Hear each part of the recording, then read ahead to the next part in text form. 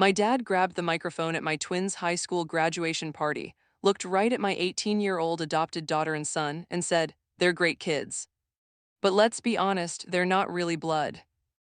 My name is Daniel Carter. I am 42 years old. I'm a financial advisor from Columbus, Ohio, and for the last 17 years, I've raised two of the most incredible human beings on this planet.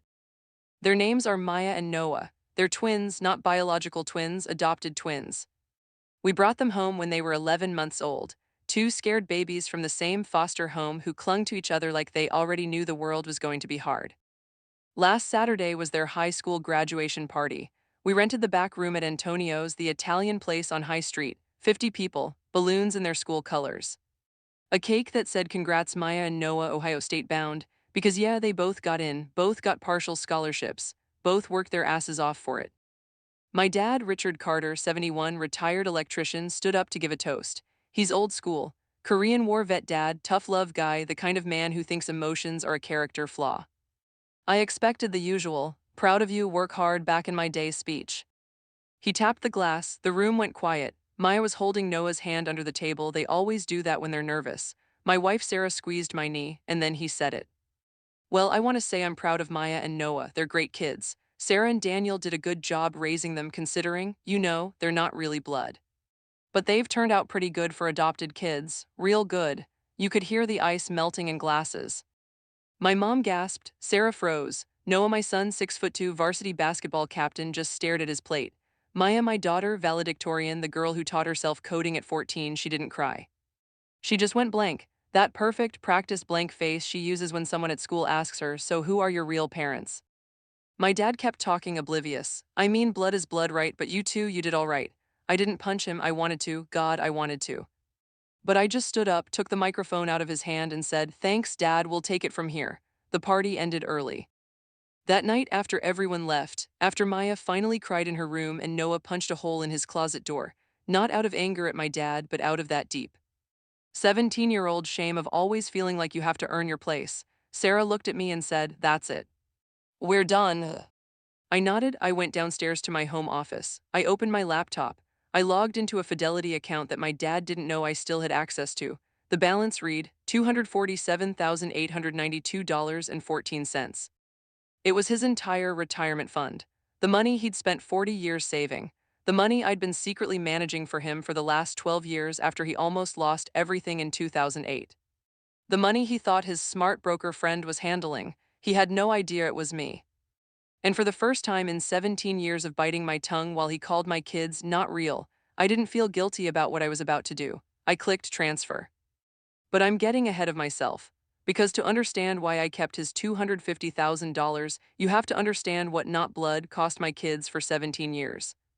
And you have to understand why my dad thought he could say that out loud at their graduation and get away with it.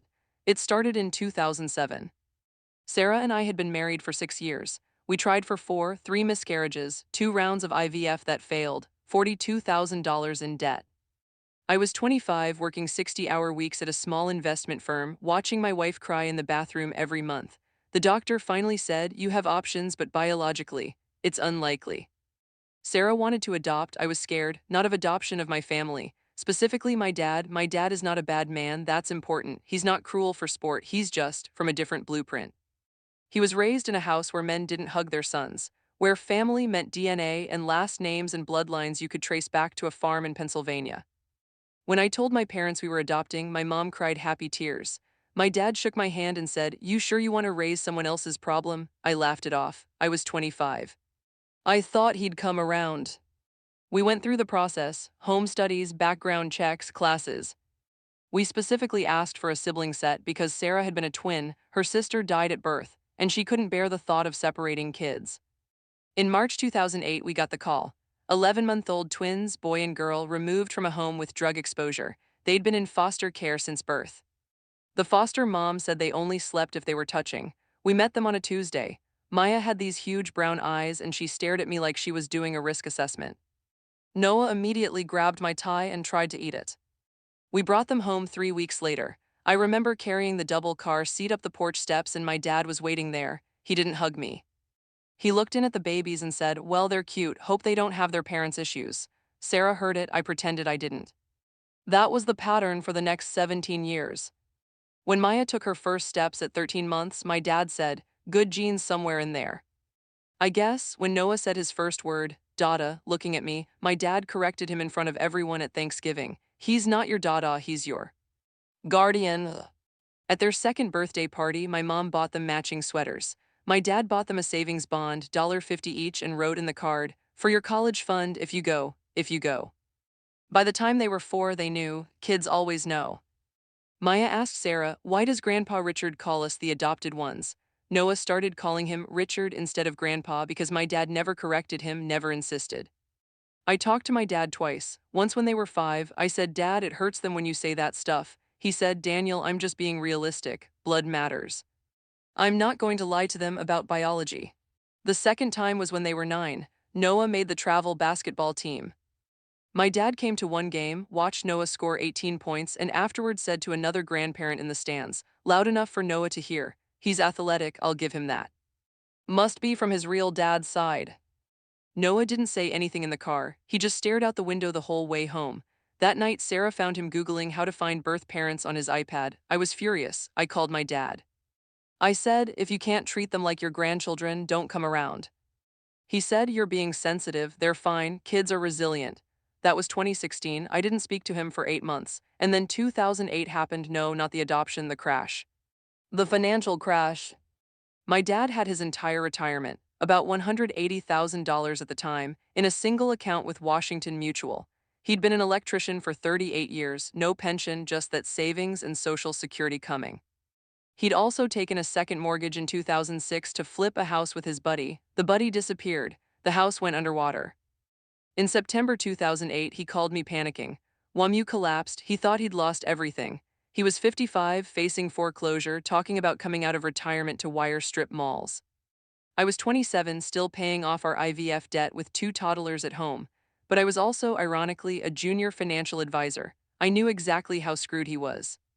I drove to his house. He was sitting at the kitchen table with a stack of unopened statements, shaking. My mom was crying. He looked at me, his son, the one who'd wasted money on someone else's kids, and said, "Can you help?" I could have said no. God knows part of me wanted to, but he's my dad. And more importantly, my mom didn't deserve to lose her house because my dad was financially illiterate. I spent that weekend untangling it. WAMU accounts were transferred to Chase. He hadn't lost the principal, just access temporarily, but the second mortgage was killing him.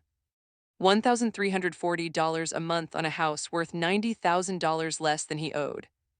I made him a deal. I said, "Sign over financial power of attorney to me, limited, just for investment accounts. I'll manage it, you don't touch it for 10 years, you listen to me." He was desperate. He signed. What he didn't know was that I didn't put it with my firm. I opened a personal Fidelity account in his name with me as POA, and I managed it myself. No fees. I put everything into a simple 3-fund portfolio. I automated it. I rebalanced it once a year on his birthday. For 12 years, I did that. Every quarter, I'd send him a 1-page statement from Carter Wealth Management, which was just a logo I made in Canva. He thought I had referred him to a colleague. He bragged to his friends at the VFW about his smart money guy. He never asked who it was, he never thanked me. He just cashed the Social Security checks and lived modestly, assuming his retirement was safe. By 2024, that $180,000, after I negotiated his short sale, after I got him out of that second mortgage by threatening the bank with a lawsuit they didn't want, had grown to $247,892.14. I never told Sarah the full extent. I told her I helped Dad with some paperwork. She knew I managed it, but she didn't know I was the reason he could afford to retire at 67 instead of working until he died. And through all of that, through the market crash, through COVID, through me rebalancing his portfolio at 2 a.m. while rocking a teething Noah, my dad never stopped with the comments. At Maya's 8th grade graduation, "She's smart for a girl who didn't get your brains." At Noah's driver's license, "Hope he doesn't drive like his real father probably did." At their 16th birthday, he gave them each a $25 Amazon gift card and said, "Don't spend it all on that TikTok stuff."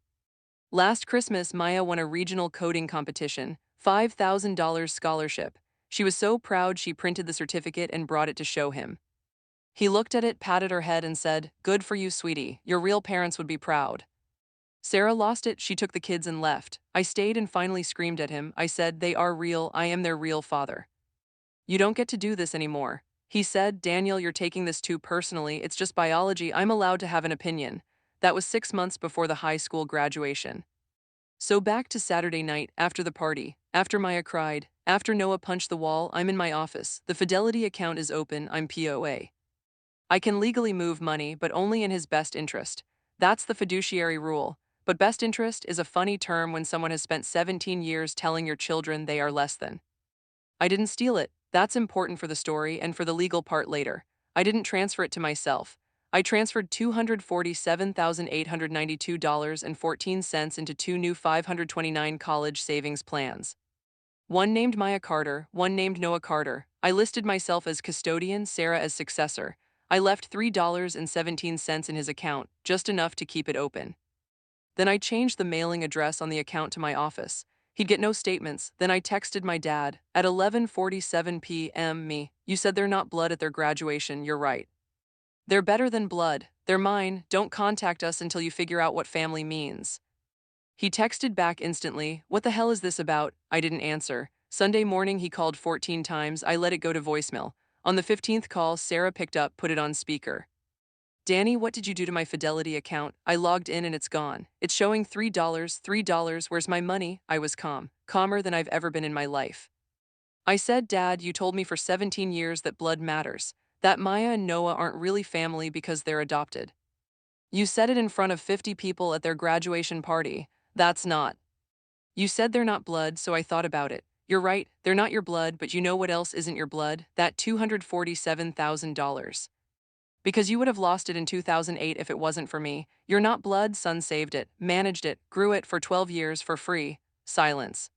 So I moved it, I said, it's safe, it's in college accounts for Maya and Noah, you're not blood grandchildren, the ones you humiliated last night. He started yelling, that's theft. That's my retirement, I'll sue you, I'll call the police, you can't.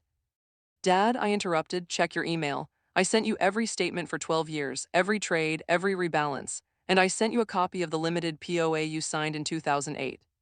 Which, by the way, is still active, and which allows me to manage assets in your best interest.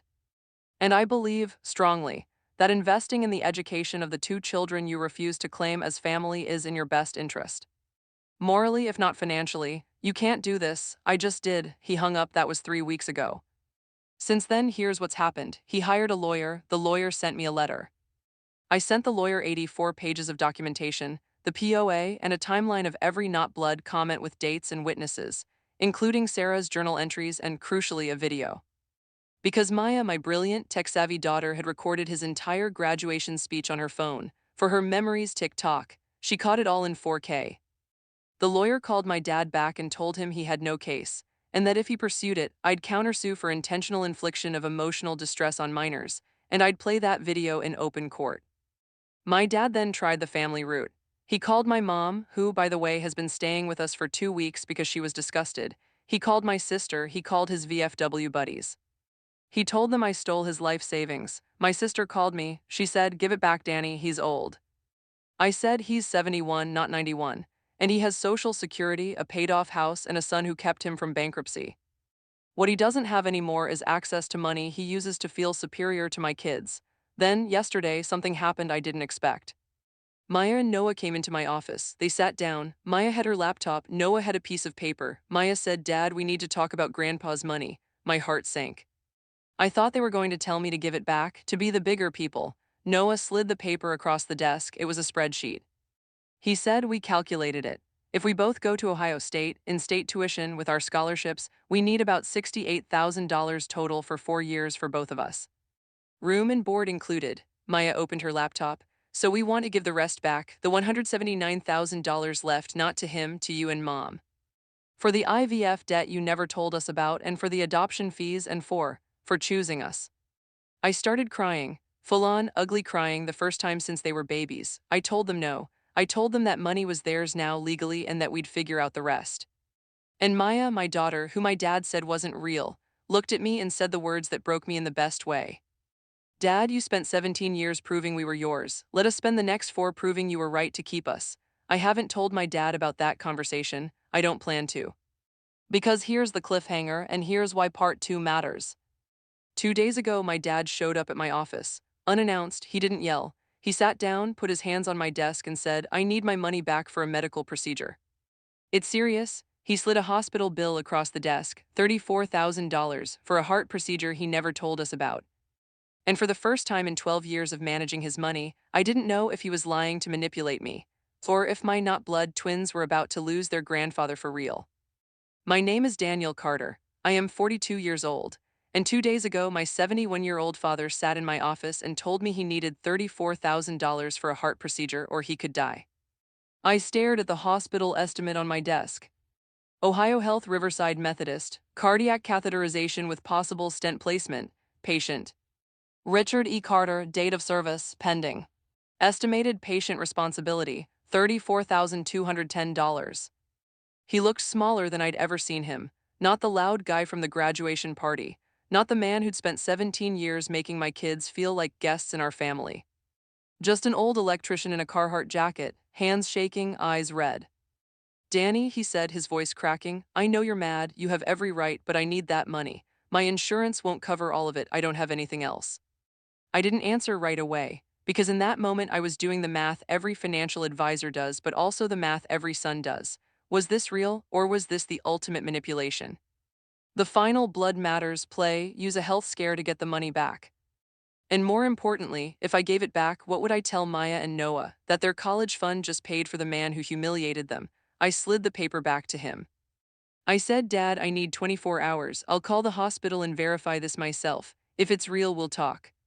He nodded, he stood up slowly. At the door he turned and said, I never meant to hurt them like that at the party, it just came out. It was the closest thing to an apology I'd gotten in 17 years. It also wasn't an apology. He left. I sat there for a long time.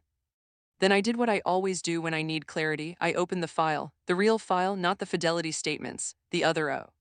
It's a Dropbox folder labeled M and N. It has 4,112 files in it. Photos, videos, report cards, journal entries Sarah wrote, and a subfolder I haven't opened in years called 2007-2009. Because to understand why I didn't immediately write him a check for $34,000. You have to understand what it cost to bring Maya and Noah home in the first place. And what my dad did the day we signed the papers. Let's go back, October 2007. Sarah and I are sitting in the office of Franklin County Children's Services. We're 25 and 27. We're holding hands so tight my knuckles are white. The social worker, a woman named Denise with kind eyes and a stack of manila folders, slides 2 photos across the table. This is Maya and Noah, she says. 11 months, they've been with the same foster mom since they were 3 days old. Mom tested positive at birth, dad unknown. They've had some early intervention for developmental delays, but they're catching up fast. They're bonded. We really want to keep them together. Sarah starts crying immediately, not sad crying, relief crying. After 3 miscarriages, after the failed IVF, after the doctor said unlikely, here were 2 babies who already existed, who already needed us. I pick up the photos. Maya is bald, serious, holding a stuffed rabbit. Noah is mid-laugh, drooling with food on his face. I felt something shift in my chest. Not I want to be a dad, more like oh there you are. Denise explains the process, 6 months of visits, home study update, court dates. We'd be foster to adopt, which meant risk. The birth mother still had rights, she was in rehab, she could theoretically get clean and petition. We said yes on the spot. We didn't tell my parents until after the first visit. We drove to their house that Sunday for dinner. My mom made pot roast. My dad was watching the Browns game. After dinner, Sarah and I sat them down. Sarah showed them the photos on her phone. My mom burst into tears. Oh, honey, they're beautiful twins, just like you were supposed to have. My dad took the phone, looked at it for maybe 3 seconds, handed it back. You sure about this? He said. I said, yeah, Dad, we're sure. He leaned back in his chair. You know those kids come with baggage, right? Drugs in the system, you don't know the genetics. Could be problems down the line, learning disabilities, behavior issues. Sarah's smile froze. I said, every kid comes with something, Dad. He shrugged. I'm just saying blood matters, you don't know what you're getting. That was the first time he said it. Blood matters. We left early that night. Sarah cried in the car. I told her he was just old-fashioned, he'd come around when he met them. The next 6 months were a blur of supervised visits at the foster home, parenting classes, background checks, financial disclosures. We had to show we made enough money. At the time, I was making $48,000 a year as a junior advisor. Sarah was a 3rd-grade teacher making $39,000. We had $42,000 in IVF debt on credit cards at 19% interest. We were broke, but we were approved. In April 2008, we got the call birth mother had relinquished rights. Court date set for June 12th, adoption finalization, we were over the moon. We started prepping the nursery, 2 cribs we got from Facebook Marketplace, painted them white. Sarah spent nights sewing curtains. I built changing tables in the garage after work.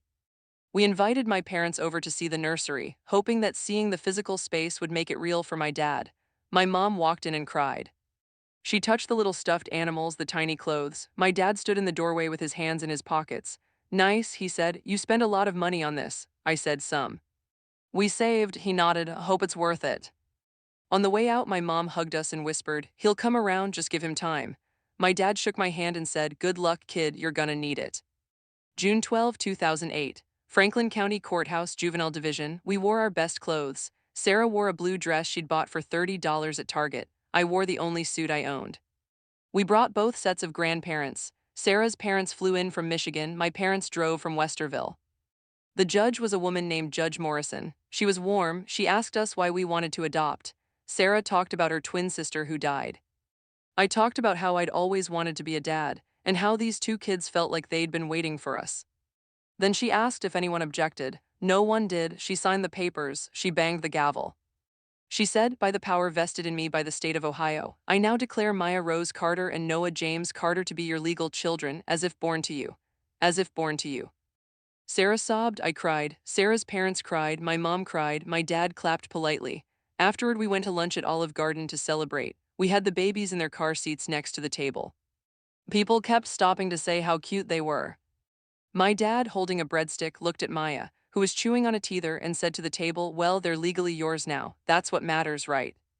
Legally, Sarah's mom, bless her, changed the subject. That night, after we got home and put the twins down, Sarah and I sat on the floor of the nursery just watching them sleep in their cribs. They were holding hands through the slats, even in their sleep. Sarah said, do you think your dad will ever love them like real grandchildren? I said he will, he just needs time. I was wrong, time didn't fix it. Time gave him more opportunities. The first real incident was Christmas 2008. Maya and Noah were 18 months old. We hosted Christmas at our tiny 2-bedroom apartment. My parents came, Sarah's parents came. We did gifts, my mom had gone overboard, matching outfits, books, toys. My dad gave them each a $25 check and a card. Inside the card he'd written, Merry Christmas to Maya and Noah. Love, Grandpa Richard. Sarah noticed it later and pointed it out to me in the kitchen, whispering, he didn't write love, Grandpa. He wrote love. Grandpa Richard, like he's signing a work email. I told her she was reading too much into it. I wish she had been. 2009 was hard financially. The market crashed in 2008, and by 2009 my firm was laying people off. I survived, but my bonus, which we'd been counting on to pay down the IVF debt, was zero. Sarah went back to work after maternity leave, but daycare for 2 infants was $2,400 a month. More than our mortgage. We were drowning. We put the IVF debt on a balance transfer, then another. We ate a lot of rice and beans. My dad knew we were struggling. He never offered help. Instead, in July 2009, he called me and asked for help. That was the day he came to my apartment with the shoebox full of statements. He sat at our kitchen table, the same table where Maya was in her high chair smearing peas everywhere, and told me he'd lost almost $60,000 in the crash. That his friend at the bank had put him in risky funds, that he was facing foreclosure on the flip house. He looked at me, his son, the financial advisor, and said, I need you. I was angry. I was angry that he'd never supported our adoption, that he'd called my kids someone else's problem, that he'd never once offered to babysit for free so Sarah and I could have a date night. But he was my dad, and he was scared. I told him I'd help, but on one condition. He had to sign a limited power of attorney, and he had to agree to let me manage the money with no interference for at least 5 years. He signed it right there at my kitchen table, while Noah banged a plastic spoon on his tray and Maya tried to feed me a soggy Cheerio. What he didn't read, what I didn't emphasize, was that the POA didn't expire after 5 years. It was durable. It stayed in effect until revoked in writing. He also didn't ask what firm I'd be using. I told him I'll handle it through my office. He assumed that meant my company. It didn't. I opened that Fidelity account that night, after the kids were asleep, and transferred his remaining $122,000 after the losses into it. I didn't tell Sarah the full amount. I was embarrassed that I was helping my dad when we could barely pay our own bills. I told her I was just giving him some advice.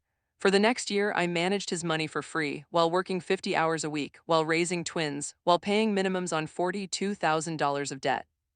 And during that same year, my dad continued his commentary. At Maya's second birthday party at our apartment, he watched her open a gift and said to my mom, loud enough for everyone to hear, "She's pretty smart." For a kid with that background, at Noah's first steps, he walked at 10 months early. My dad said, maybe he'll be athletic, get it from his real dad.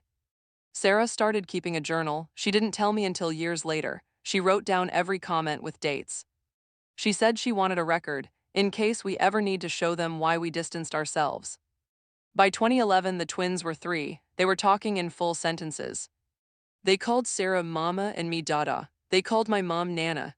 They called my dad Grandpa Richard, because he'd never invited them to call him anything else. That summer, we went to my parents' house for the 4th of July. My dad had bought a small plastic pool for the backyard. Maya and Noah were splashing in it in their swim diapers.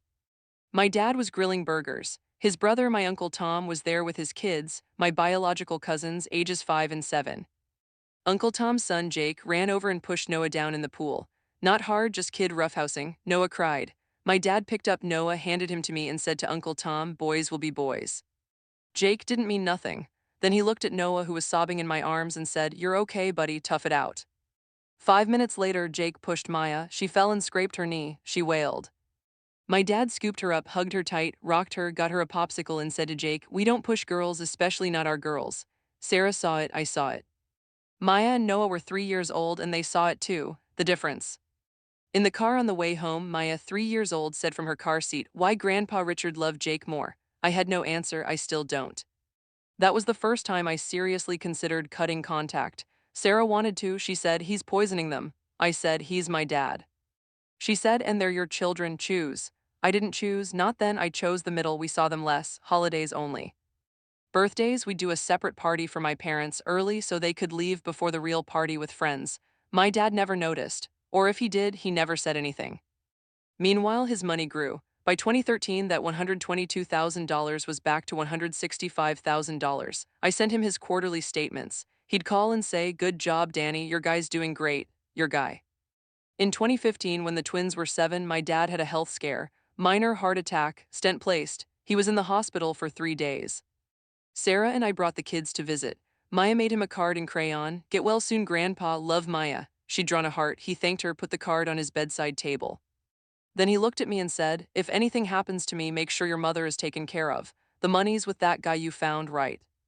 I nodded, "Yeah, Dad, it's safe." He patted my hand. "Good, at least one of my kids turned out smart with money." He didn't look at Maya or Noah when he said it.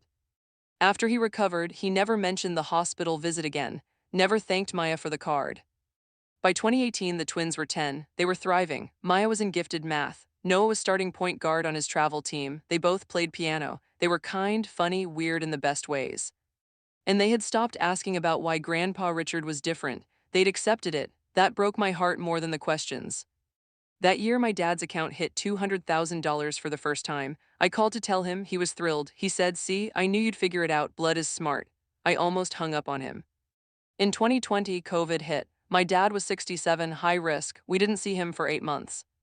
We did Zoom calls. On one call for his birthday, Maya and Noah sang to him. He smiled, thanked them, then asked me after they left the room, "You think they'll be okay, with schools closed?" Kids like that need structure. Kids like that, I ended the call. In 2022, he turned 70. We had a small party in his backyard. Maya, now 15, gave a toast. She'd written it herself. She talked about how Grandpa Richard taught her how to change a tire, how to check oil, how to be self-sufficient. It was generous, it was kind, it was more than he deserved. He stood up after, hugged her awkwardly, and said, "You're a good kid, Maya. You've done real well considering where you started." Sarah walked away. I saw her crying by the fence. That night, I updated his Fidelity account.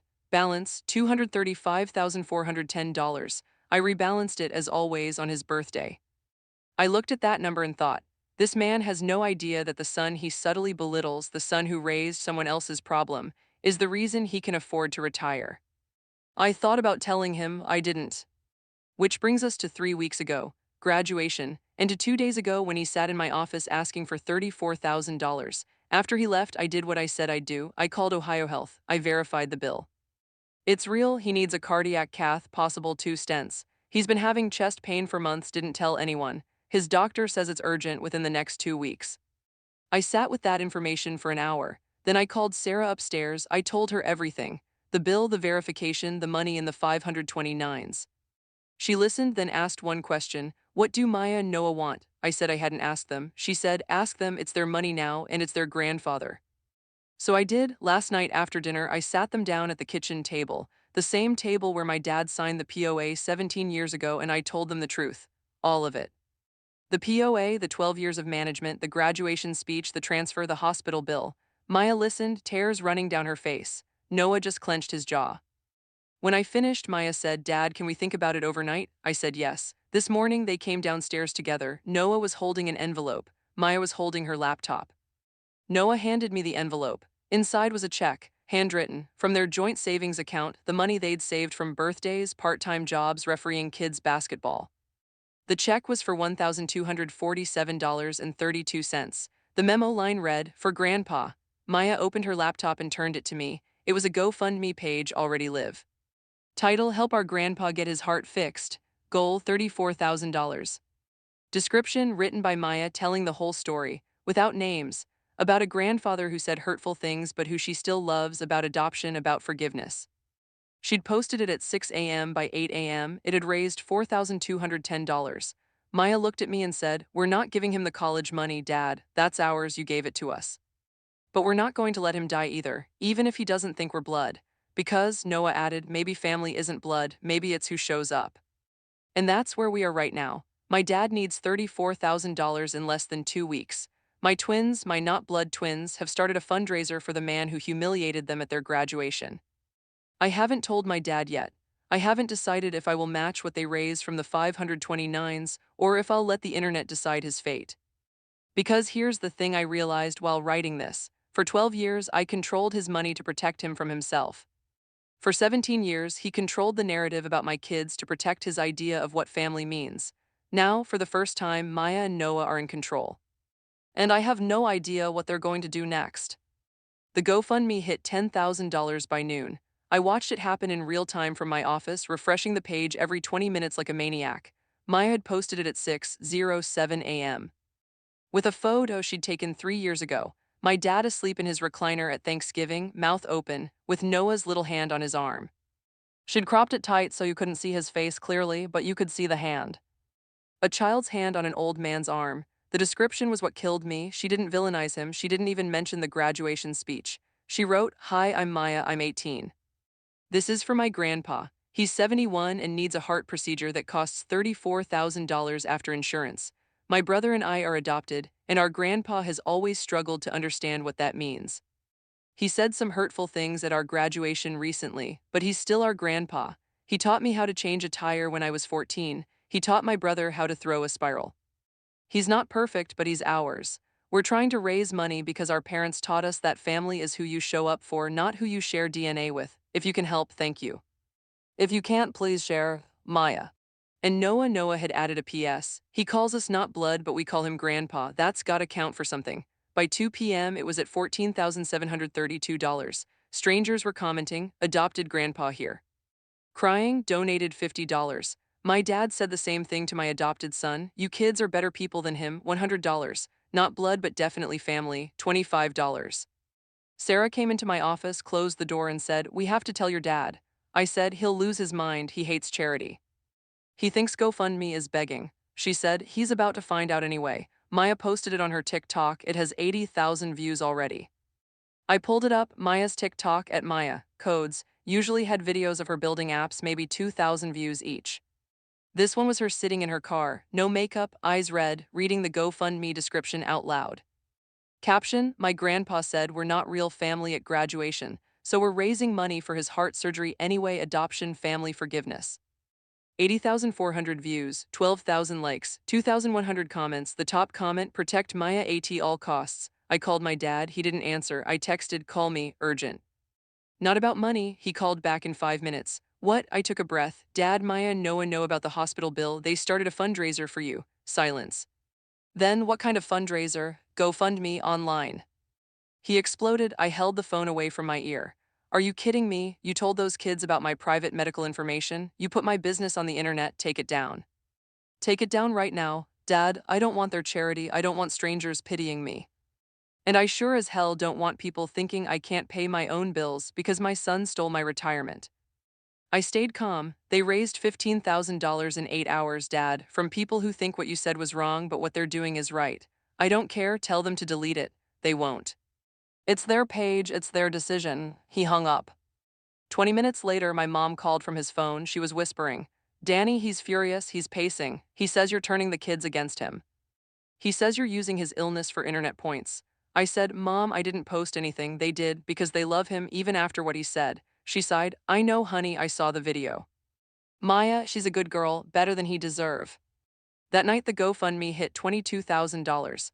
A local news station in Columbus, NBC4, reached out to Maya via Instagram DM. We'd love to share your story about adoption and forgiveness.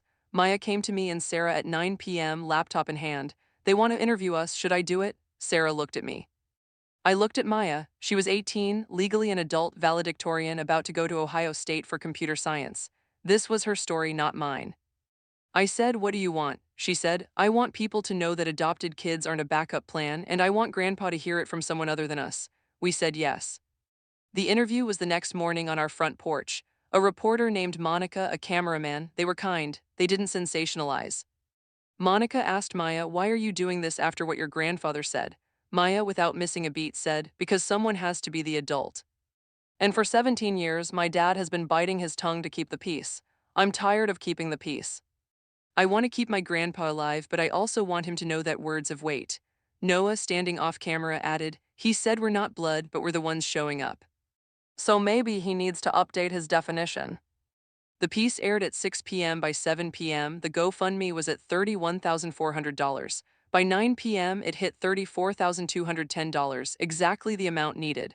Then it kept going. My dad watched it from his living room. My mom texted me. He cried. He didn't say anything, but he cried. At 9:47 p.m., my phone rang. It was my dad. I answered. He was quiet for a long time. Then he said, tell them to stop the fundraiser. It's enough.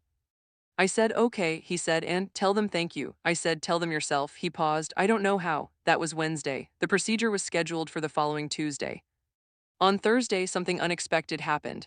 My dad's lawyer, the same one who'd sent me the threatening letter about the $247,000, called me. Mr. Carter, he said, your father would like to amend his will, and he'd like to do it with you and your children present. I almost laughed. He wants to cut us out, so he wants witnesses. No, the lawyer said, he wants to add them specifically. He wants to leave his house. It's worth about $190,000 paid off to Maya and Noah equally. He wants to put it in writing that they are his grandchildren in every way that matters. I was speechless. The lawyer continued. He also wants to sign a revocation of the POA and a gift letter stating that the $247,000 you transferred was done with his eventual consent. To avoid any tax issues for the kids' 529s. He said he was wrong. I didn't tell the kids right away. I wanted to see his face first. We met Friday at the lawyer's office downtown. My dad, my mom, me, Sarah, Maya, Noah. The lawyer had documents laid out. My dad looked terrible, pale, tired, older than 71. He stood up when we walked in. He looked at Maya and Noah, and for the first time in their lives, he opened his arms. Maya hesitated, then hugged him. Noah followed. My dad held on for a long time. When he let go, his eyes were wet. He sat down and said, I owe you an apology, a real one, not an I'm sorry you were offended. He looked directly at Maya. At your graduation, I said you weren't blood. That was cruel and stupid and wrong. I've been saying versions of that your whole lives because my dad said it to me about my sister's stepkids, and I thought that's just how men talk. It's not, it's just how cowards talk. He turned to Noah. You are my grandson. You have been since the day your dad brought you home in that car seat and you threw up on my shoes. I remember that, by the way. I was mad about the shoes. I should have been happy about you. Noah smiled a little. Then my dad looked at me. Danny, you saved my life twice. Once in 2008 with the money, and once this week by raising two kids who are better than me. I don't deserve that money back. I want them to have the house. I want them to have anything else that's left when I'm gone. And I want you to keep managing the rest of my Social Security because clearly I'm an idiot. We all laughed a little wetly. He signed the will amendment. He signed the POA revocation. He signed the gift letter. Then he pulled out a folded piece of paper from his wallet. It was old, worn. He handed it to Maya. It was the card she'd made him in 2015 after his first heart attack. The crayon one, get well soon, Grandpa, love Maya. I kept it, he said quietly. In my wallet for 9 years, I looked at it every time I went to the doctor. I just never told you. Maya started crying, really crying. The lawyer gave us copies of everything. We walked out into the hallway. My mom hugged Sarah. My dad stood awkwardly next to me. He said, "So, the GoFundMe money, what happens to the extra? It's at like $41,000 now." I said, "It's theirs, they raised it." He nodded. "Good, tell them to use it for college or give it to an adoption charity, whatever they want." On the way home in the car, Noah was quiet in the back seat. Then he said, "Dad, can I ask you something?" "Yeah." "Why didn't you ever just tell him to stop? Like years ago, why did you let him talk like that?" It was a fair question, one I'd asked myself 1,000 times. I said because I was scared that if I pushed too hard, he'd walk away completely. And I thought having a flawed grandpa was better than having no grandpa. I was wrong. "I should have protected you sooner." Maya reached from the passenger seat and squeezed my hand. "You protected us by showing us how to be patient. And then how to stop being patient." Sarah, driving, said, "So what now?" I said, "Now we go to his procedure on Tuesday, all of us." Tuesday came, we all went to Riverside Methodist at 6 a.m. Me, Sarah, Maya, Noah, my mom. My dad was already in pre-op in a gown looking small. When they wheeled him in, Maya and Noah both kissed his forehead. He grabbed their hands. "Don't worry, Grandpa," Noah said. "We got you." "You got me," my dad whispered. "God help me, you got me." The procedure took 3 hours, 2 stents placed. Doctor came out and said it went perfectly. He'll be good for another 20 years if he behaves. We all went in to see him in recovery. He was groggy but awake. He looked at Maya and Noah and said, slurring slightly from the anesthesia, "Hey, my blood." Maya laughed through tears. "Close enough, Grandpa." He fell asleep holding both their hands. Later, while he was sleeping, my mom pulled me aside in the hallway. She handed me an envelope. "He asked me to give you this before the surgery, in case, I opened it. Inside was a handwritten letter dated 3 days earlier. Danny, if you're reading this, I'm either dead or drugged up. Either way, I need to say this clear. You were right to take the money. I was wrong for 17 years. I told myself I was being honest about biology. Truth is, I was jealous. You chose those kids with so much love, so much intention, and I never chose anything in my life. I just did what my dad did. You broke the cycle and it shamed me, so I picked at it. I'm sorry, the house is theirs, the money is theirs. Tell Maya her coding scholarship made me prouder than anything I ever did wiring a building. Tell Noah his jump shot is better than mine ever was. Love, Dad." I folded it and put it in my pocket. I haven't shown the kids yet, I will. The GoFundMe closed at $47,883. Maya and Noah donated $34,210 directly to the hospital to cover the bill, anonymously, under Richard Carter Family. They gave $10,000 to the adoption agency that placed them. They kept $3,673 and used it to take all of us, including my dad once he recovered, to dinner at Antonio's, the same place as the graduation party. We rented the same back room. My dad stood up to give a toast. He tapped his glass. The room went quiet. He looked at Maya and Noah and said, "17 years ago, my son brought home 2 babies who weren't blood. Last month, I told them that at their graduation. Last week, those 2 not blood kids saved my life, paid for my heart, forgave me before I asked. So I want to correct the record. Maya and Noah Carter are my grandchildren, not by blood, by choice, by grace, by every single thing that actually matters. And I'm the luckiest man in this room to get to be their grandpa." Everyone clapped. Maya cried. Noah hugged him hard. After dinner, my dad pulled me aside. He handed me a key. "What's this?" I asked. "House key," he said, "in case you need to check on the place while I'm recovering, or whenever. It's your house too, always was." I took it. That night after everyone left, Sarah and I sat on our porch. She said, "So you kept his $250,000. I said, "I did," then I gave it back in a way. She said, "No, you invested it in the right place." I thought about that, about 12 years of secret statements, about 17 years of biting my tongue. About a GoFundMe started by 2 kids who had every reason to walk away. My phone buzzed. It was a text from Maya upstairs in her room. "Dad, can we start part 4 of the story tomorrow? I want to tell people what happened with the lawyer and the will. People in the comments keep asking if Grandpa really changed." I texted back, "Yeah." "But you tell it, it's your story now." She replied, "Ours." And that's the end of my part of this story, because the revenge wasn't keeping the $250,000. The revenge was never the money at all. The revenge was raising 2 children so secure in their worth that they could afford to be generous to the man who doubted it. The internet found my dad's name 72 hours after the NBC4 interview aired. It wasn't Maya's fault. She never used his last name. But someone in the comments recognized Antonio's restaurant in the background of the graduation video she'd posted. Then cross-referenced the GoFundMe, then found the obituary for my grandfather from 2019 that listed, survived by son Richard E. Carter of Columbus. By Friday morning, my dad's phone was ringing off the hook, not reporters, worse. Internet strangers, some were kind, your grandkids are angels. Thank you for apologizing, but about 20% were vicious, you don't deserve them, hope your heart gives out. Abuser, my mom called me at 7 a.m. panicked. Danny, there's a man outside the house with a camera, he says he's from YouTube. That was part 4 in real life, the part Maya wanted to tell. We ended up hiring off-duty police for $600 to sit outside my parents' house for 3 days until it blew over. The GoFundMe, which had closed at $47,883, suddenly got flagged for review because of harassment in comments. Maya had to get on a Zoom call with GoFundMe Trust and Safety and prove it was legitimate. My dad, still recovering from his stents, watched all of this from his recliner and said exactly one thing: "This is what I get." Noah, who at 18 has the emotional regulation of a saint, looked at him and said, "No, Grandpa. This is what we get for doing the right thing publicly. It's messy." That was the moment I knew they'd be fine, better than fine. The money settled like this. $34,210 went straight to Ohio Health. They tried to refund the overage because insurance ended up covering more than expected. But Maya had already marked the GoFundMe as direct to beneficiary, so the hospital just applied it as a credit to my dad's account for future care. He now has $11,400 credit sitting there. He jokes that he has to stay alive to use it. $10,000 went to Franklin County Children's Services, specifically earmarked for sibling-set adoption support. Maya and Noah hand-delivered the check in September. The same social worker, Denise, now the director, cried when she saw them. She remembered them as babies. She said, "You two were always holding hands."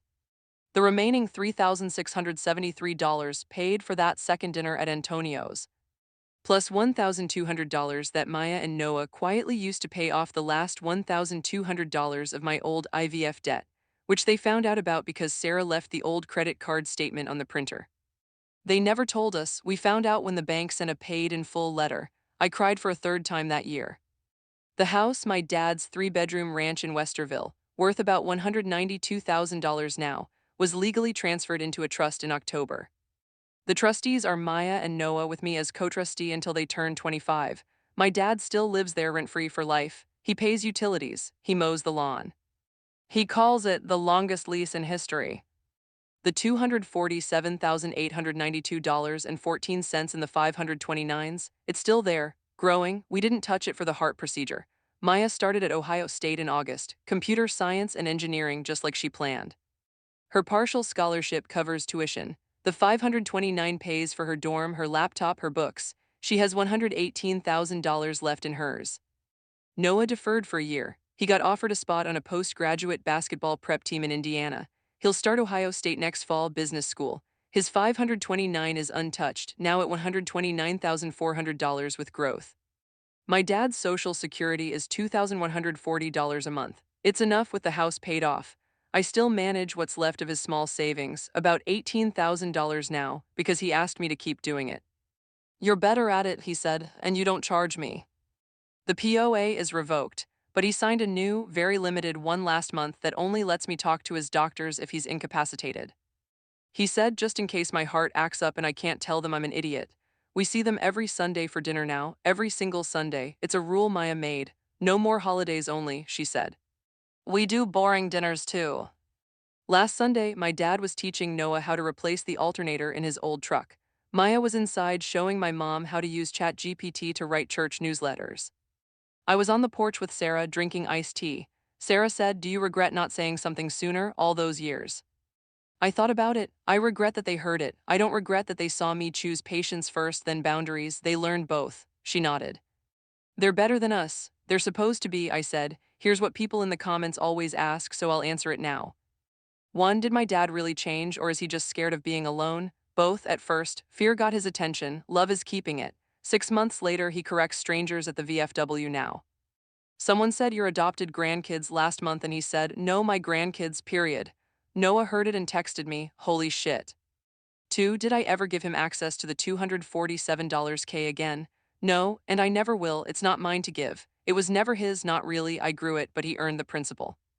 Legally, the gift letter protects everyone. Morally, Maya and Noah decided that money is their safety net and also their reminder that they were chosen twice, once by us, once by the universe that put a stubborn financial advisor in their dad's chair. 3. Are we still no contact with anyone? No, the only person we cut off was my Uncle Tom, the one whose kid pushed them in the pool and who laughed about blood for years. He called after the story went viral to say we were airing dirty laundry. I told him laundry gets dirty when you don't wash it for 17 years. He hasn't called back. 4. What about the $180 K house from your old video? Funny you ask, that was a different story, different family. This one is real and it's ours. But yes, the pattern is the same. Family, money, and someone underestimating what love will do to protect itself. Last week was Maya and Noah's 19th birthday. We didn't do a big party. We did cake at home. My dad brought a gift, 2 small boxes. Inside each was a key on a keychain. The keychain said home. He said it's a copy of the house key, because whether I'm here or not, that house is yours. You paid for my heart. Least I can do is give you a place to come back to. Maya hugged him and whispered something I didn't hear. Later, she told me what she said. We were never not blood, Grandpa. We were just waiting for your heart to catch up. He cried again. If you're watching this because someone in your family said your kid isn't real, or your spouse isn't family, or your adopted, fostered step, or chosen child doesn't count, here's what I learned in 42 years and what my 18-year-olds taught me in 6 months.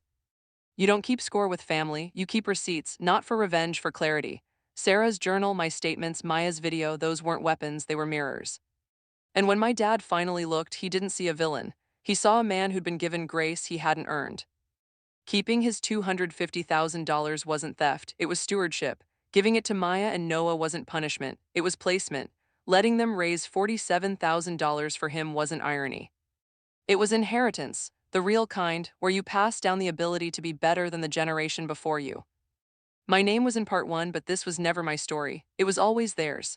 Maya is at Ohio State right now, probably debugging code at 2 a.m. Noah is in Indiana, probably icing his knees after practice. My dad is in his recliner, probably watching the Browns lose and texting Maya memes she pretends to laugh at. And me. I'm in my home office looking at a Fidelity account with 2 names on it, a $3.17 balance in an old man's account, and a letter in my desk drawer from a father who finally learned that blood keeps you alive, but love is why you want to stay that way.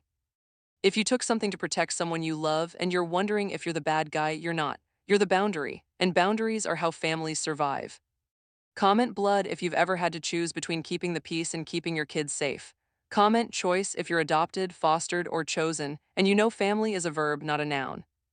I read every comment. Maya and Noah do too. See you next Tuesday. And Dad, if you're watching this from your recliner, take your meds. We need you for Sunday dinner.